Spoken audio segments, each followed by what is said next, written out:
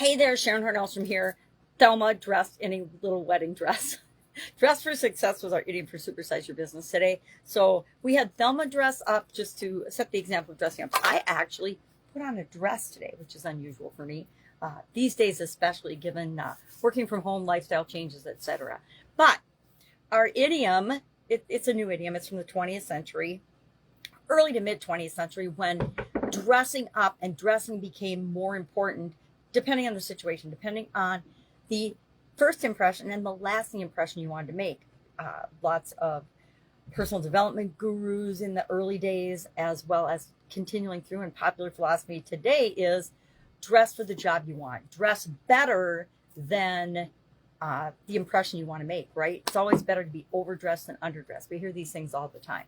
And it reminded me, and I hadn't even thought about this for actually decades, because that's how long I've been out of college. But I remember for some reason, I think it was my sophomore year of college. I guess I'd gone through my freshman year and struggled in a big city compared to what I grew up in. I went to Marquette my first couple of years of college, right out of Hudson, Wisconsin, which back then we only had like 5,000 people, doubled in size now, so it's huge, right? We're actually suburb of the Twin Cities, Minneapolis, St. Paul. And some people, Minnesotans, will say, no, you're not a suburb, but everybody else will say, yes, you are a suburb, because you're within a certain radius of a big city that makes you a suburb of that city, even if you live across state lines. Talk to people in Kansas City who live in two different states, right? So there's no rules. We make our own rules. We make our own definitions. I talk about that a lot. So I was thinking about that and about how every Tuesday, I decided my sophomore year, for some reason, don't know why, just like normally Sunday you dress up to go to church. Back in the day, remember that? People don't even dress up to go to church anymore, but we would dress up to go to church every Sunday.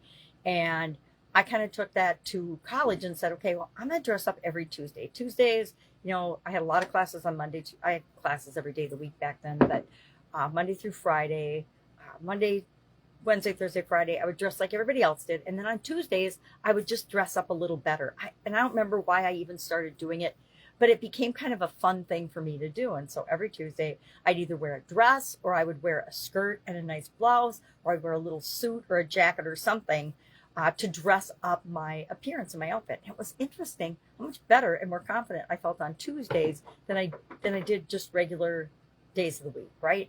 And so it was a big lesson learned about trying something different, even though people around me weren't doing it, and it making a positive difference and impact on the results I wanted to get. And so I'd like to go back and it wasn't until I was thinking about this idiom that I even remembered doing that. That's how long ago it's been. But that obviously made a lasting impression on me. And so I wanted to share that story, that sometimes we do things that we forget that we've done in the past that build our confidence and make us feel better. We're focusing on confidence this month in this year's annual challenge, the Get Your Goals annual challenge. And we picked an area of confidence that we're running through our 7-step goal process with. We designed and particularly created that process ourselves from a whole lot of other frameworks and goal setting processes that we looked at in January. And so then each month of this year, we're looking at least the first 9 months of this year, each of the different areas of the life framework, the 9 physical, mental, emotional, spiritual, financial, relationships, contribution, confidence, and communication. Communication we did last month, confidence this month, contribution next month, which will be interesting because I think I'm going to be traveling. And when I'm traveling and doing videos, it's always an interesting show on the road to see how things work out. But today we're talking about step 5 of our goal process, which is tracking progress, identifying milestones. How do you know you're making progress? How do you know you're going from where you are to where you want to be? How do you know you're moving in the right direction? Because sometimes we do things and we take action and it actually causes us to move backwards. But sometimes we have to move backwards in order to move forward.